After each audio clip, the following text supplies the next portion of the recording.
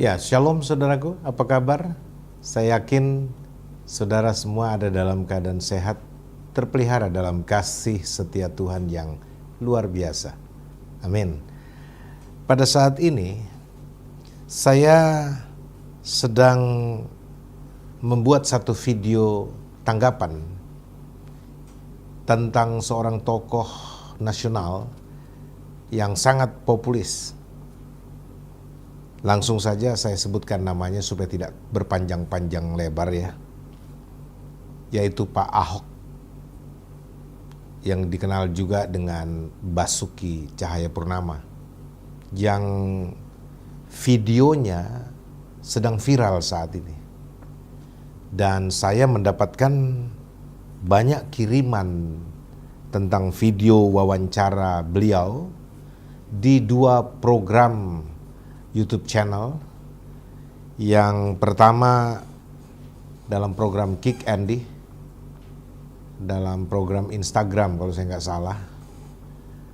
Lalu kedua, waktu ada dalam program talk show dari Daniel Mananta, ya, yang acaranya itu Daniel tetangga kita. Saudara-saudara, kenapa saya buat video tanggapan ini? Karena selain memang ini banyak sekali permohonan dari teman-teman pendeta dan khususnya anggota-anggota Christian Watch yang menilai bahwa dua video viral Pak Ahok terakhir ini adalah sudah melampaui batas. Sehingga harus diberikan semacam tanggapan teologis agar jangan sampai orang salah paham terhadap kekristenan, baik di luar kekristenan maupun di dalam kekristenan, terhadap statement-statement teologis Pak Ahok, apalagi banyak kutip ayat firman Tuhan, dan terlebih ketika terkesan beberapa perkataan atau pernyataan beliau itu sudah pasti bertendensi untuk pembenaran dirinya atas kasus perceraian atau kegagalan rumah tangganya. Sekali lagi, kita tidak mencampuri urusan rumah tangga Pak Ahok. Dia mau kawin, tidak kawin, dia mau cerai, tidak cerai, dia mau kawin lagi, itu urusan dia pribadi. Tetapi ketika dia coba menyebutkan bahwa dia seorang Kristen Ortodoks, waduh, apalagi bicara Kristen Ortodoks ya. Dan sekali dia juga bicara bahwa dia punya aliran teologi itu Kristen Reform. Maka saya agak tersentak juga. Apakah seorang penganut teologi Reform dan berbasiskan Kristen Ortodoks itu membolehkan perceraian dan kawin lagi? Nah, ini perceraian hidup loh, bukan perceraian mati. Bukan cerai mati, tapi cerai hidup. Dan ada pernyataan-pernyataan beliau yang amat sangat berbahaya dengan tafsiran yang terlalu berani. Dan ini juga bagi saya menganggap melanggar kekudusan panggilan ya. Ya, karena saudara-saudara, saya tahu bahwa Pak Ahok sekarang adalah pejabat pemerintah ya, ada di dalam struktur pemerintahan. Lalu bisa mengklaim juga hamba Tuhan, pemerintah itu hamba Tuhan. Lalu ada jawatan nabi, jawatan rasul, yaitu kependetaan atau pengembalaan dan seterusnya lah kita bicara. Jadi seolah-olah kalau hamba Tuhan bisa bicara juga seperti seorang pendeta berbicara. Ini yang saya bilang pelanggaran kekudusan panggilan melampaui area batasan pelayanan. Itu bisa kena persoalan seperti Uzia, Raja Uzia, dan Raja Saul yang melampaui kewenangannya sebagai raja lalu coba mencampuri urusan nabi. Soal membakar ukupan, itu adalah pekerjaan imam. Jadi istilahnya di perjanjian lama itu ada 3 orang yang diurapi Tuhan. raja, imam, dan nabi dengan masing-masing tugas yang berbeda-beda, dan raja nggak boleh mengintervensi, mencampuri pekerjaan nabi atau pelayanan nabi dan imam.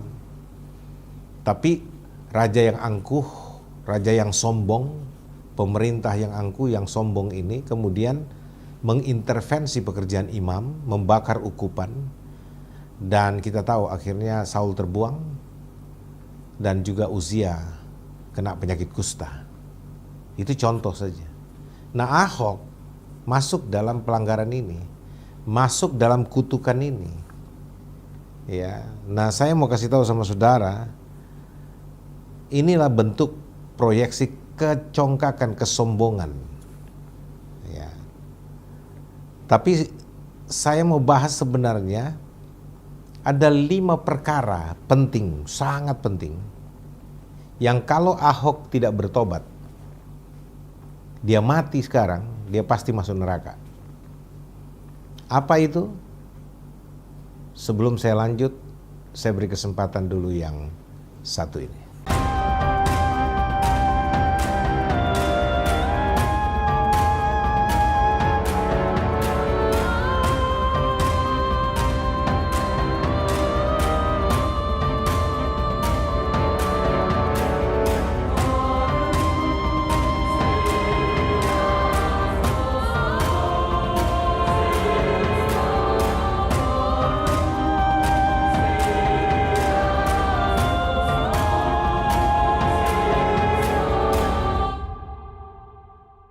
Ya, kembali dengan saya Pastor Joshua Tewu DBS dalam membahas perihal video kontroversial yang viral dari Pak Ahok Basuki Cahayapurnama.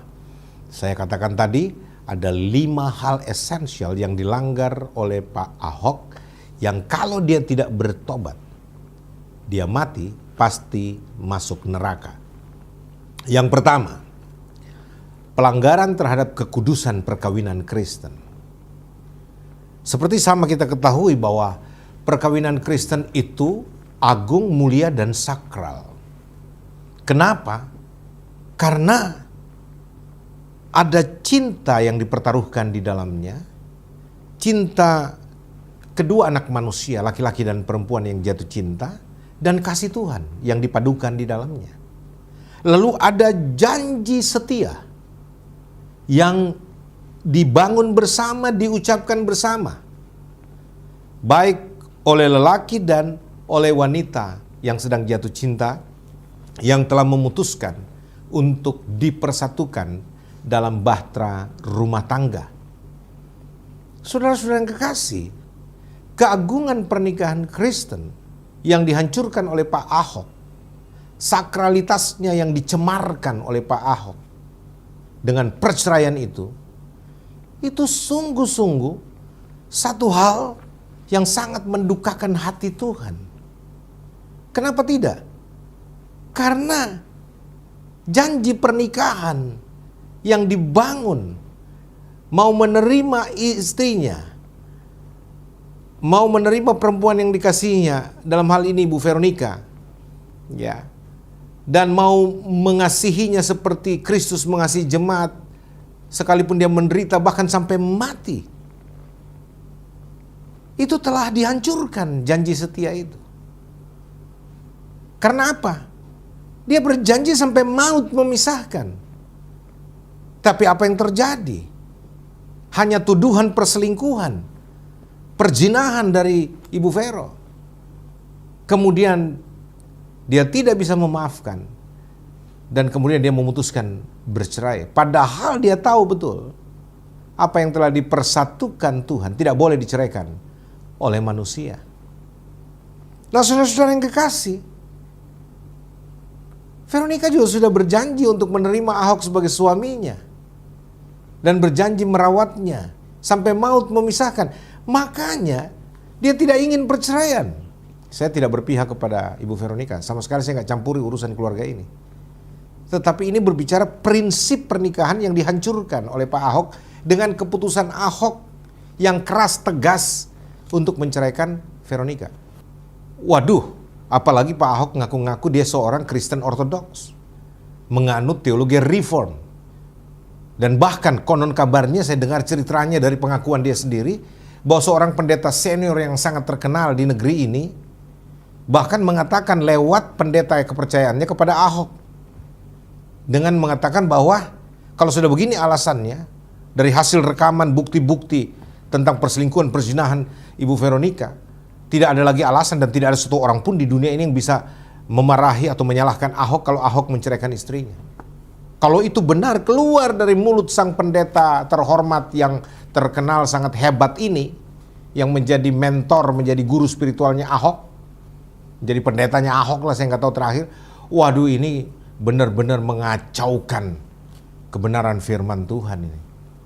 Ajaran firman Tuhan tentang pernikahan yang begitu luhur, begitu agung, begitu mulia, dihancurkan oleh ajaran teologi dari sang pendeta yang menjadi entry point Ahok membangun keputusannya untuk bercerai.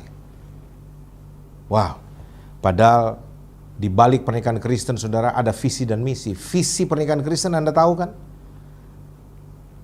Pernikahan Kristen melambangkan kasih yang indah antara Tuhan dan manusia. Di Perjanjian Lama digambarkan lewat kisah dramatik Hosea mencintai Gomer binti Diblaim, sang pelacur besar itu. Hosea yang notabene nabi kudusnya Tuhan, nabi salehnya Tuhan, disuruh kawin dengan pelacur besar Gomer binti Diblaim yang berulang kali mengkhianati Hosea. Tetapi tetap Hosea dengan penuh cinta yang tidak surut kasih setianya, terus saja menjemput Gomer dan kembali ke pangkuannya. Sampai akhir hayatnya dia mencintai istrinya yang suka berkhianat itu. Itulah gambar cinta Allah yang luar biasa yang diharapkan ada pada seorang suami. Yang mana suami ini menggambarkan Kristus di Perjanjian Baru yang setia. Di Perjanjian Lama suami itu menggambarkan kasih Allah. Istri itu jemaat. Ya, makanya saudara-saudara, visi ini dihancurkan oleh Ahok. Saudara-saudara, termasuk misinya. Misinya apa? Untuk menghasilkan anak-anak kudus dari pernikahan kudus. Ini saudara-saudara yang harus kita jaga. Jadi hati-hatilah saudara-saudara. Jangan ada jemaat yang kemudian memakai kasus Ahok lalu mengatakan Ahok aja bercerai kan bisa. Oh jangan saudara, jangan ikuti jalan kesesatan dari Ahok. Ya. Di satu pihak kita akui Ahok luar biasa dalam prestasi politiknya, dalam kinerjanya, tetapi dalam hal moralitasnya, moralitas konteks pernikahan terlebih, tidak layak untuk dicontohi. Yang kedua, yang dilanggar oleh Ahok adalah perceraian itu sendiri. Ya, artinya begini, saudara-saudara, dengan keputusan Ahok bercerai, dia sedang mengajarkan kepada dunia, boleh kok bercerai, ada dasarnya kok di Alkitab bercerai, dan seterusnya. Walaupun saya sebenarnya tidak suka bercerai, tapi apa boleh buat, saya harus bercerai. Apalagi seorang pendeta senior juga kemudian merestui perceraian saya. Hati-hati loh. Kalau sampai itu pernyataan-pernyataan yang betul-betul Ahok katakan sebagai pembenaran dirinya, kalau dia nggak bertobat, dia mati, pasti neraka. Saudara, tentang perceraian Anda mesti tahu, dalam konteks perjanjian nikah,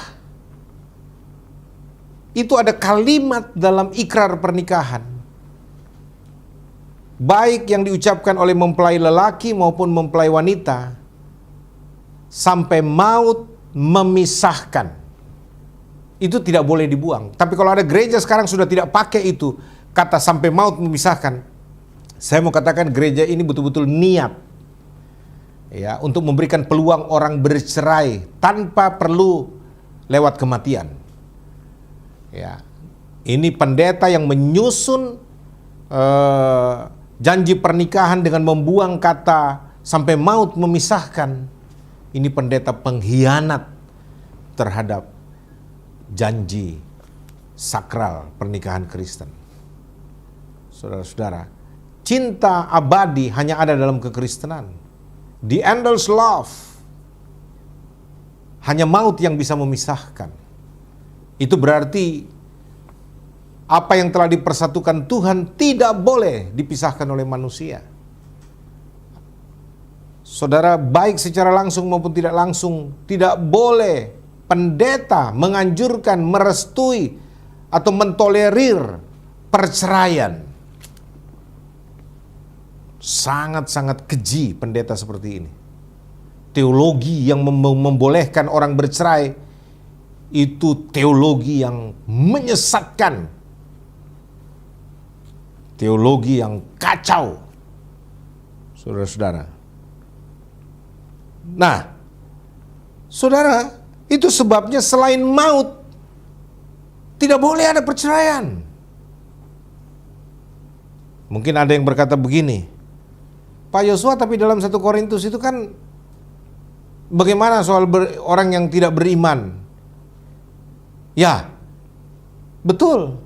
Selain maut, tidak beriman di situ maksudnya kalau ada orang yang tidak beriman itu mau bercerai, maka kau bebas dari hukum. Kenapa seolah-olah ada selain itu, saudara-saudara? Ya.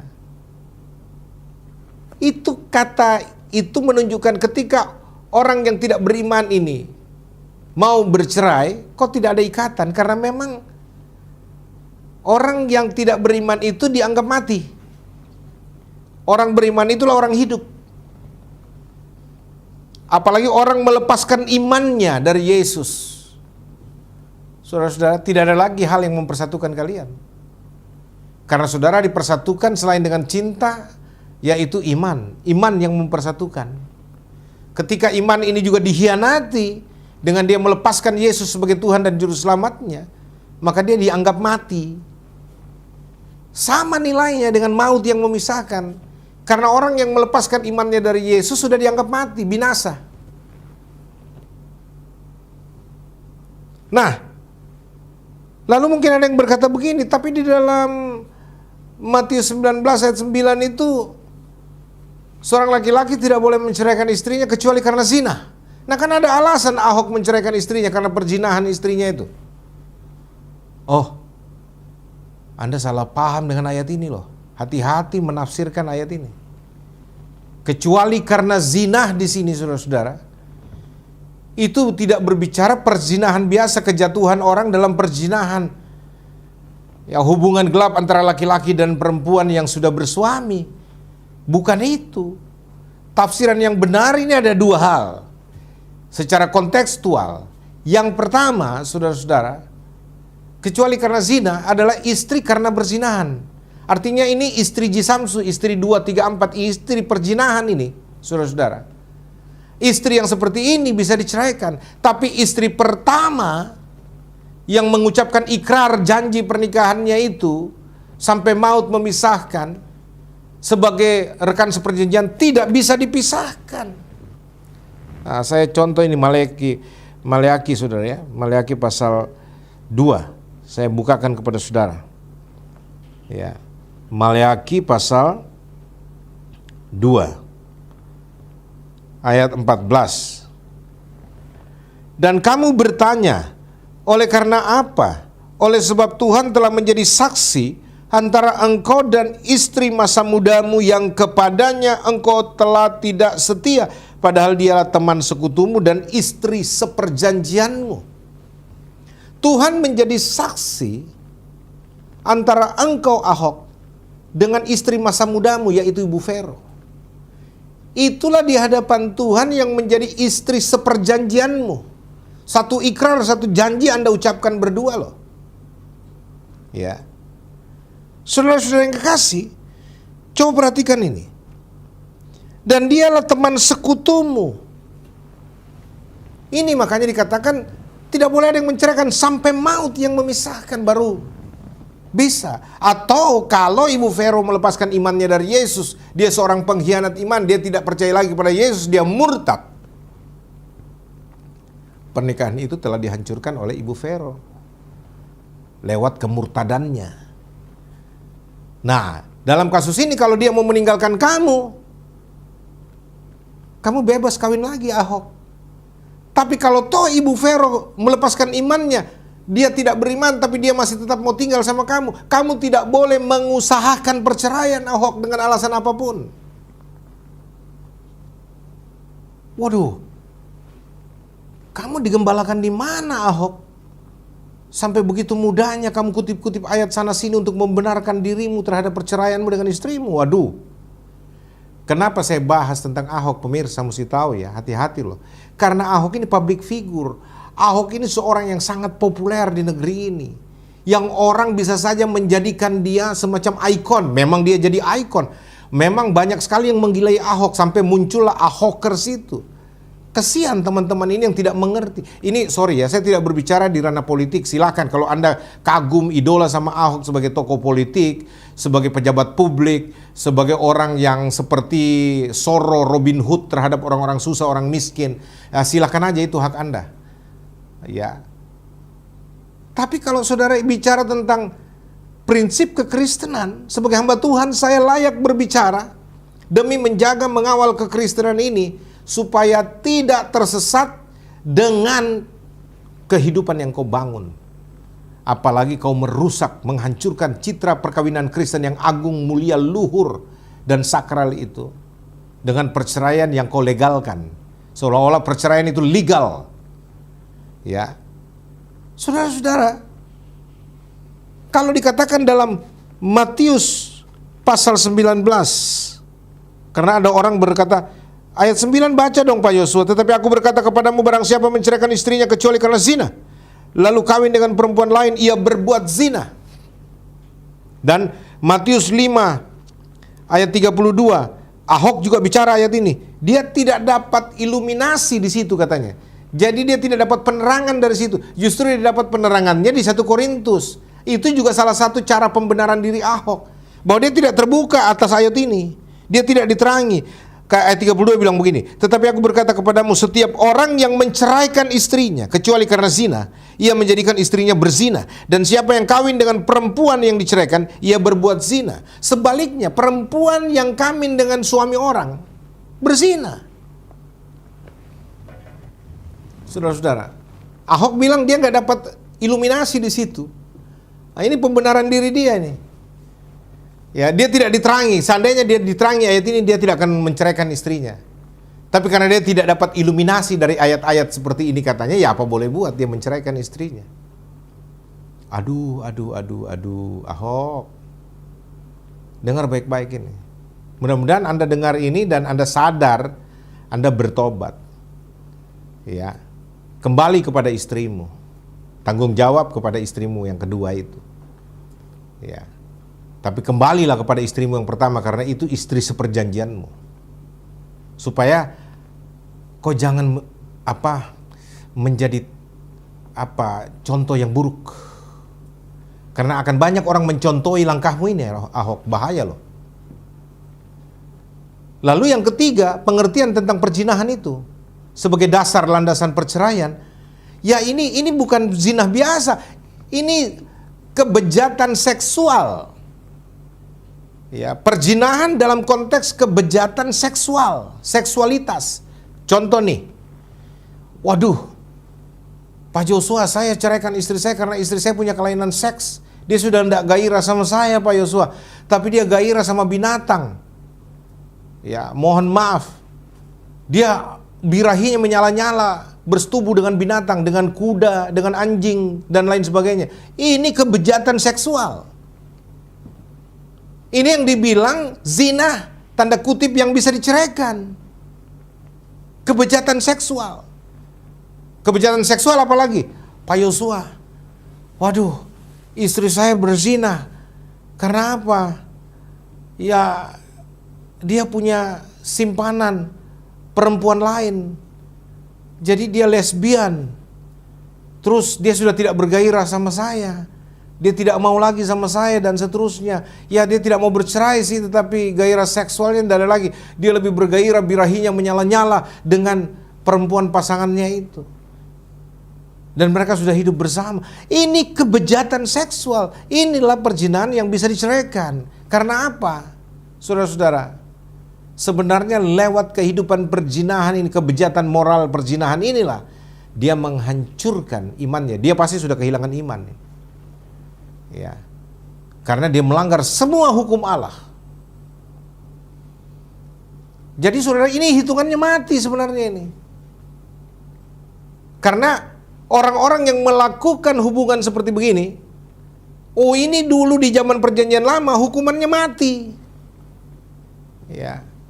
Dosa seksual, dosa kebejatan seksual ini. Inilah yang dimengerti dalam konteks Matius 19 ayat 9. Bukan perzinahan biasa yang orang jatuh dalam perzinahan lalu kemudian itu menjadi alasan, apalagi tuduhan bahwa istri saya berselingkuh, berzina, jatuh dalam perzinahan, lalu kemudian kau pakai alasan itu untuk menceraikan istri. Waduh, itu alasan ngaco. Yang lebih parah lagi, ada suami yang sengaja berzina lalu berkata, aduh Pak Pendeta, saya sudah berzina, jadi lebih bagus bercerai sajalah, saya sudah tidak layak begini. Wah, lu niat emang ini jahat, itu lebih bejat daripada dosa perzinahan manapun, karena kau yang memang merancang itu. Ya, jadi ini dia. Yang terakhir soal perceraian ini, ada orang bilang begini, ya kan sudah bercerai resmi, makanya Ahok menceraikan resmi istrinya di pengadilan, ada surat cerai. Kan di Alkitab juga bilang begitu Pak Yosua, hati-hati loh. Karena mereka mengutip, Ahok juga mengutip soal Musa ini, memberikan surat cerai. Oh enggak begitu pengertiannya, Ahok. Ya. Musa memberikan surat cerai bukan sebagai keabsahan, legalisasi bahwa hubungan telah berakhir, kemudian orang ini bisa kawin lagi dua-dua, terserah mau pilih siapa. Ini surat ini telah menjadi tanda bahwa mereka resmi bercerai dan bisa nikah lagi. Tidak begitu. Di zaman itu konteksnya bahwa dua orang yang mendapat surat cerai dari Musa adalah orang-orang kepala batu istilahnya, orang-orang yang tegar tengkuk, orang-orang yang degil, keras hati, nggak mau diperdamaikan, nggak mau saling mengampuni. Mereka bersikeras untuk bercerai, padahal sudah dikasih tahu tidak boleh bercerai. Ya, apa yang dipersatukan Tuhan tidak boleh bercerai, tapi mereka ngotot mau bercerai. Oke, kalau begitu karena kekerasan hatimu, maka Tuhan bilang sama Musa, kasih mereka surat cerai, supaya surat cerai ini menjadi tanda bagi kedua orang yang tegar tengkuk ini. Jangan sampai ada di kalangan Israel yang mengawini mereka, karena mereka berdua yang pegang surat cerai ini masih terikat satu dengan yang lainnya. Surat cerai ini sebagai tanda bahwa orang ini, perempuan ini adalah istrinya orang. Suami yang pegang surat cerai ini adalah suaminya orang. Ya, laki-laki yang pegang surat cerai ini adalah suaminya orang. Jangan ada dari kalangan Israel yang mengawini dua orang ini, laki-laki dan perempuan ini. Karena mereka itu adalah suami orang dan istri orang. Jangan dikawini. Itu maksudnya surat cerai itu dikeluarkan pada waktu itu, Ahok. Ya. Kalau orang bilang, loh sekarang kan negara melakukan itu. Saya juga tidak tahu siapa yang menjadi kontributor terhadap masukan-masukan tentang dalil-dalil perceraian di dalam badan catatan sipil kita ini. Saya nggak ngerti deh. Ya, tapi itu salah, itu tafsiran yang salah. Ya, PGI mestinya Persekutuan Gereja-Gereja Indonesia atau siapapun lembaga ARAS yang berwenang. Saya berharap sih PGPIP juga bisa maju ini. Perkumpulan Gerakan Pentakosta Indonesia Pembaruan ini, Ibu Sherlina Kawilarang bisa mengajukan semacam petisi untuk hal-hal petikan tentang perceraian Kristen itu. Ya. Ini bahaya, ini pelanggaran. Jangan dipakai jadi alasan surat cerai lalu kemudian bisa kawin lagi. Wah, ini menyesatkan sekali. Jadi ini yang kedua yang dilakukan oleh Ahok, melegalisasi perceraian dengan alasan istrinya berzina dan tidak mau bertobat. Ya. Apapun alasannya, Anda tidak boleh menceraikan istri seperjanjianmu. istri masa mudamu, teman sekutumu di hadapan Tuhan. Ya, itu Alkitab katakan begitu, Ahok. Dan yang ketiga, saudara, ya, sebelum saya masuk yang ketiga, kita beri kesempatan yang satu ini. Ya, saudara, kembali dengan saya Pastor Joshua Teu dalam bahasan perihal kesesatan Ahok dalam hal kawin, cerai, dan kawin lagi. Sekarang yang ketiga yang dilanggar oleh Ahok, dan kalau dia tidak bertobat, kalau dia mati, neraka. Soal kawin lagi, karena dia ajarkan kepada orang dengan tindakannya ini bahwa kawin lagi menurut dia legal, sah, karena dia sudah menceraikan istrinya, lalu kemudian dia kawin lagi dengan orang yang mau jadi Kristen. Seolah-olah ini perjuangan hebat Ahok mengkristenkan istrinya yang kedua ini. Dan ini andil besar yang harus dimaklumi. Gue juga ceraikan, tetapi kemudian gue mendapatkan istri yang jadi Kristen gitu loh. Saudara-saudara, sekali lagi saya tidak campurin urusan rumah tangga orang ya. Tapi ini karena sudah menjadi bahasan publik. Dan Ahok juga sudah membahasnya di publik lewat 2 program. Kalau dia tidak bahas di publik, masalah kehidupan rumah tangganya, soal perceraiannya, perkawinannya, kawin laginya itu, saya tidak akan bahas ini. Tapi karena dia sudah bahas di publik, dan ini bisa membahayakan pemahaman Kristiani yang bisa menyimpang, yang orang bisa bangun dan menyesatkan banyak orang, dan bisa menyesatkan generasi Kristen, generasi muda Kristen, menggampangkan perceraian, kawin lagi dan bla bla bla. Waduh, ini hal yang sangat berbahaya. Sehingga saya harus juga berbicara. Ya, saudara-saudara, saya berbicara begini bukan menganggap diri saya lebih baik, lebih sempurna, tidak juga, bukan. Tetapi sebagai hamba Tuhan, kita berbicara dalam landasan teologis dengan Alkitabiah ini, ya. Nah, soal kawin lagi. Apakah Ahok tidak bisa kawin lagi, Pak Yosua? Bisa. Asal dia bercerai, mati. Istrinya telah mati. Veronica telah mati. Atau Veronica telah kehilangan iman. Atau Veronica memang telah terbukti hidup di dalam penyimpangan seksual, masuk dalam kehidupan kebejatan seksual yang tidak lagi bisa berubah. Gitu loh. Seperti yang kita bahas tadi. Tapi kalau dia cerai hidup, sebaiknya Ahok tidak lagi kawin. Kalau dia harus bercerai, dia sudah tidak mau lagi hidup sama Veronica, dia nggak boleh lagi kawin. Dia hidup, seperti Paulus bilang, dia hidup dalam keadaannya seperti itu aja. Ya, karena saudara-saudara, ini penting, harus disampaikan. Apakah orang Kristen nggak boleh berpoligami, Pak Yosua? Nah, itu saya nggak mau bahas. Ya, kalau saya katakan dengan jelas tandas tidak. Karena poligami dalam konteks iman Kristen adalah perzinahan. Ya. Daripada mereka terus-menerus berzina, kan lebih bagus hidup dalam sebuah pernikahan yang resmi. Jangan Anda melegalkan perzinahan dalam pernikahan. Kalau orang yang tidak layak menikah, jangan dinikahkan. Ya, kalau memang mereka keras kepala, terus mau hidup dalam perzinahan, kumpul kebo, kasih biar aja sambil doakan, mudah-mudahan dia bertobat satu waktu, sadar, supaya kembali masing-masing ke istri atau suaminya. Jangan kemudian Anda bilang, daripada dorang kumpul kebo, mending kasih kaweng jo. Oh, jangan pakai istilah begitu, penyesatan itu. Ya, hati-hati saudara-saudara yang kasih. Nah, akhirnya ini berkaitan dengan yang keempat. Langsung saja. Kenapa Ahok kemudian membenarkan dirinya? Apa dasar pembenarannya? Ternyata poin keempat ini.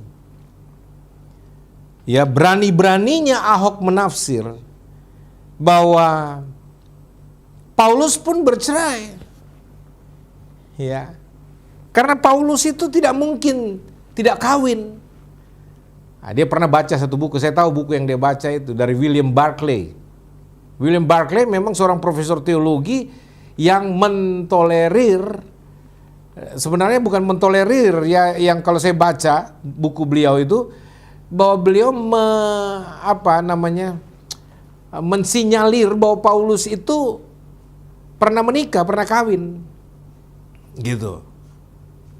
Cuma entah istrinya meninggal atau istrinya meninggalkan dia, ya. Tapi tidak ada dikatakan dia bercerai. Ahok masuk dalam penafsirannya karena Paulus meninggalkan keyahudiannya, keimamatannya, ya. Lalu kemudian jadi Kristen yang dibenci oleh orang Yahudi waktu itu, makanya istrinya malu, ya. Lalu kemudian menceraikan dia. Ingat saudara-saudara, tidak dicatat di situ, tidak ada dicatat di Alkitab, itu tafsiran Anda gitu. Hok itu tafsiranmu, ya. Padahal di dalam ini sebenarnya debatable soal menikahnya Paulus dengan tidak, apalagi dikatakan dia kan anggota Sanhedrin, pasti kawin, gitu segala macam. Ada dualisme pendapat teologi di sini, Hok. Lu jangan pegang yang satu untuk membenarkan dirimu dengan perceraianmu, ya. Kenapa saya katakan begitu? Dua, karena di dalam, coba Anda baca 1 Korintus, misalkan 1 Korintus 9 ayat 5. Ini jelas-jelas juga kalau kita pahami, di situ bukti bahwa Paulus tidak menikah. Apalagi bicara syarat keanggotaan Sanhedrin, bukan harus menikah, sebaiknya menikah. Karena apa? Latar belakang konteks ketika itu, supaya ketika mereka menghakimi atau mengadili seseorang, mereka yang sudah menikah lebih bertenggang rasa, punya kasih, apalagi itu mau menghakimi suami orang, istri orang, ada anak-anaknya dan sebagainya, jadi dia punya rasa itu. Orang yang tidak menikah cenderung tidak merasakan kehidupan menjadi seorang bapak, kehidupan seorang anak. Ketika mereka terjerat atau jatuh dalam kejahatan lalu dihakimi, orang yang tidak menikah tidak punya rasa itu, tidak punya pengalaman itu, sehingga kadangkala dalam menjatuhkan hukuman, mereka berlebihan, tidak punya tenggang rasa, tidak punya kasih. Itu, tapi tidak ada keharusan. Dikatakan sebaiknya, tapi bisa juga tidak, orang yang tidak kawin atau sudah tidak punya istri lagi, sudah meninggal, bisa menjadi anggota Sanhedrin. Baca itu harus lengkap, jangan sepotong-sepotong dari sumber tertentu saja. Coba ayat 5 berkata begini. Tidakkah kami mempunyai hak untuk membawa seorang istri Kristen dalam perjalanan kami seperti yang dilakukan rasul-rasul lain dan saudara-saudara Tuhan dan Kefas? Itu menunjukkan bahwa Paulus punya pilihan untuk tidak menikah lagi. Kalau toh dia pernah menikah. Atau memang dia tidak mau menikah untuk menjaga panggilannya. Karena di dalam Alkitab itu diajarkan orang, ada 3 jenis orang yang tidak menikah. Pertama memang bawaan lahir, ya, karena organ-organ seksualnya tidak bekerja, tidak berfungsi, dia nggak bisa menikah. Kedua, orang karena pengabdiannya kepada kerajaan, ya, dia menjadi seorang istilahnya kayak sida-sida begitu ya, kasim.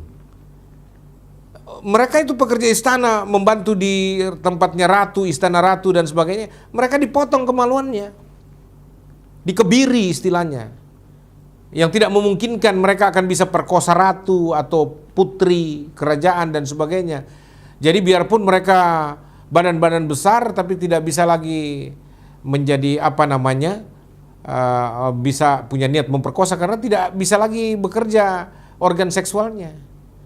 Atau sebaliknya, ratu yang kemudian lihat laki-laki pengabdi istana ini ganteng-ganteng, kekar-kekar badannya, ya, kemudian tertarik nafsunya untuk ajak berzina, mengkhianati raja, tidak bisa karena dia sudah dikebiri. Itu membuat orang tidak bisa kawin. Tapi ada juga orang yang tidak kawin karena keputusannya sendiri untuk Tuhan. Itu yang disebut dengan selibat.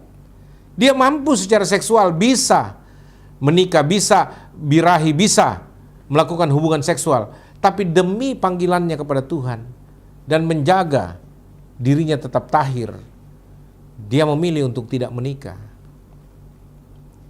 Paulus disinyalir seperti orang ini.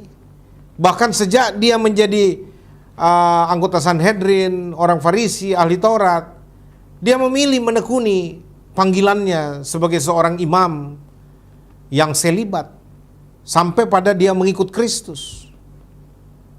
Ya, itu tafsiran yang kontekstual Alkitabiah. Tapi kalau toh dia pernah menikah sebagai persyaratan sebagai seorang anggota Sanhedrin, lalu kemudian dia meninggalkan agama lamanya, percaya kepada Kristus, lalu kemudian istrinya meninggalkan dia, tapi tidak ada catatan dikatakan Paulus kawin lagi. Jadi tidak bisa engkau angkat kasus Paulus ini, Hok, untuk menjadi pembenaran terhadap pernikahanmu lagi. Nggak bisa. Ya karena kau angkat-angkat ayat ini loh. Kau bicara persoalan ini, makanya saya berikan bantahannya ini, Hok. Jadi pemirsa, jangan salah paham kalau saya bicara begini. Saya dalam rangka menjaga statement-statement Ahok yang liar, statement teologis, tafsiran-tafsiran liarnya Ahok ini dalam pembenaran dirinya supaya orang maklum kepada dia. Ini yang berbahaya. Saya lebih pikir lebih bagus sebenarnya Ahok diam aja, nggak usah bicara. Apalagi orang tanya masalah kehidupan rumah tangganya, lebih bagus diam aja. Itu lebih aman buat kau, Ahok. Mengabdilah kepada negeri ini dengan tidak usah membenar-benarkan dirimu terhadap kehidupan rumah tanggamu yang hancur, yang kacau itu. Lebih bagus kau diam-diam bertobat, ya melayani sajalah sebagai abdi negara. Kau intervensi masuk-masuk dalam bahasan-bahasan teologi yang bukan areamu itu, Hok, bukan. Kau jangan seperti Saul dengan Raja Usia yang melanggar kekudusan pelayanan. Saudara-saudara yang kekasih, akhirnya yang kelima, tadi bicara tafsiran keliru untuk pembenaran diri Ahok terhadap kasus Paulus yang dianggap pernah menikah dan bercerai, ya, dan dengan dasar itu juga dia melakukan pembenaran. Saya pun juga bercerai seperti Paulus bercerai dan kemudian menikah lagi. Hati-hati loh. Kalau kau tidak bertobat, Hok, mati kau, neraka. Yang kelima, tafsiran yang paling berani, bahkan saya mau katakan paling gila yang pernah disampaikan oleh Ahok dari mulutnya sendiri. Yaitu dia berkata begini, kalau Yesus sampai umur 40 tahun tidak mati cepat, Yesus pasti kawin. Yesus pasti kawin. Yesus pasti kawin. Ini tafsiran yang paling gila, Hok. Paling ngaco kau buat itu. Hanya untuk sekedar membela dirimu. Hati-hati loh. Yesus datang bukan dengan tujuan mau kawin atau seperti nabi lain atau rasul lain. Bukan, Ahok. Ya. Dan kau juga tidak bisa persamakan Yesus dengan imam lain di dalam struktur keyahudian atau keimamatan Harun atau Lewi. Tidak bisa. Kau nggak ngerti hal-hal teologi, jangan sok kau, Ahok. Walaupun kau pintar, mungkin cerdas, dan mungkin banyak pendeta kelihatannya agak bodoh di matamu, tapi kau nggak bisa mencuri hikmat Allah yang ada pada mereka. Jangan anggap enteng pendeta, Ahok. Jangan menganggap enteng hamba Tuhan. Apalagi kau suka bilang, waduh, hamba Tuhan, pendeta-pendeta ini banyak yang suka bikin proposal palsu dan lain sebagainya. Aduh, mulut itu jaga, Ahok. Jangan melecehkan hamba-hamba Tuhan, ya. Ini juga, aduh, keterlaluan lah. Nggak pantas kau membangun tafsiran seperti itu.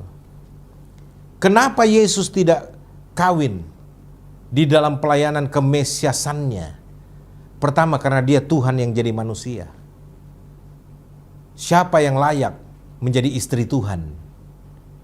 Nggak ada, Hok. Dia memang manusia, tapi manusia yang ada di atas segala sesuatu. Makanya tidak ada pantarannya. Kalau kamu baca Alkitab dengan benar, Hok, Roma 9 ayat 5 itu jelas berkata, Tuhan Allah, YHWH Elohim itu, the Lord of God, datang dalam rupa manusia lewat keturunan bapak-bapak leluhur. Sang Mesias ini adalah Allah yang datang berinkarnasi dalam rupa manusia yang ada di atas segala sesuatu. Memang dia manusia, tapi manusia yang ada di atas segala sesuatu. Makanya dia tidak bisa disetarakan dengan nabi manapun, rasul manapun. Apalagi mau dipersandingkan dengan seorang wanita. Wanita mana yang layak untuk menjadi istri Tuhan yang jadi manusia? Gak bisa, Hok. Ketiga, kenapa Yesus nggak kawin? Karena Yesus ini merupakan perlambang sorgawi, pengantin sorgawi, pengantin lelaki sorgawi, dan jemaat bukan wanita perorangan. Jemaat yang disimbolkan sebagai pengantin wanita sorgawi. Aduh, kok merusak tatanan teologi yang benar. Yang ngajar kau siapa sih, Hok? Saya heran ya, berani-beraninya kau mengatakan, Yesus kalau sampai umur 40 tahun pasti kawin. Ngaco kau, Hok. Tobat kau, Hok. Kalau kau nggak bertobat, Ahok, saya bilang, 5 hal ini saja cukup mengantarkan kau ke neraka kalau kau nggak bertobat. Sadarlah, Hok, kau minta ampun atas semua kesalahanmu, lalu perbaiki sungguh-sungguh. Dan sudah berhenti. Ya, saran saya, bertobat, Hok. Minta ampun dari semua apa yang kau telah hancurkan. Tatanan nilai-nilai keagungan Kristen ini, ya, kembali kepada istrimu yang pertama, ya, istri seperjanjianmu, istri masa mudamu, teman sekutumu, ya, yang dipersatukan oleh Tuhan. Ya, kalau toh dengan puput sekarang tetap kau pertanggungjawabkan apa yang kau lakukan terhadap anakmu yang sekarang. Semua anak-anak kau harus tanggung jawabi semua. Ya, kalau kau mau membayar harga dalam pertobatan itu. Ya, tapi kalau kau menolak, tidak mau dan tidak betah dengan nasihat seperti ini, ya paling-paling kau akan murtad. Saya sih prediksi kalau kau tidak bertobat, paling pelarianmu untuk mencuri hati masyarakat luas ini, ya murtad, selesai kan? Ya, murtad lalu kemudian membangun image agamamu yang baru luar biasa dan bla bla bla bla supaya mencuri hati orang banyak, mayoritas yang banyak ini sudah bertarung lagi di politik dan seterusnya dan seterusnya. Paling begitu, Hok. Tapi kalau kau mau bertobat sungguh-sungguh, Hok, Tuhan akan lebih memuliakan engkau. Ini tanggapan dari seorang hamba Tuhan. Saya bicara selaku hamba Tuhan. Ya, yang terpanggil. Ya, terpanggil saja menjaga, mengawal kekristenan ini, membela iman Kristen, membela ajaran murni Alkitab, supaya tidak disalahpahami, apalagi dicemarkan oleh orang-orang seperti Anda, yang sok rohani, sok pinter, sok tahu, sok hebat. Pada akhirnya saya harus katakan sekali lagi, Ahok, bertobatlah, supaya kiranya kasih Tuhan juga berlaku atasmu. Jemaat, pemirsa, ingat baik-baik. Apapun jabatan Ahok dalam pemerintahan, itu bukanlah pertanda bahwa Tuhan berpihak kepada dia, Tuhan mengasihi dia. Kenapa? Karena Ahok bukan representasi Kristen. Dengar baik-baik. Ya, Ahok bukan representasi Kristen. Jadi apapun yang dia alami, dia kaya kah, dia jadi pejabat, bahkan dia jadi presiden atau apa saja, itu tidak berbicara tentang representasi Kristen, apalagi representasi kebenaran nilai-nilai Kristen. Sama sekali tidak. Sampai di sini pembahasan saya. Mudah-mudahan ini boleh menjadi pembelajaran, menjadi sesuatu yang bisa menjaga, mengawal kekristenan Indonesia agar tetap konsisten berjalan di atas rel kebenaran Alkitabiah bagi kemuliaan nama Yesus Kristus Tuhan dan bagi keagungan kewibawaan Alkitab sebagai satu-satunya kitab suci yang dianugerahkan Tuhan bagi dunia ini, kebenaran sejati yang memerdekakan. Dan supaya saudara terjaga, jangan ikut contoh apa yang dilakukan oleh Ahok. Kiranya Tuhan memberkati kita. Shalom.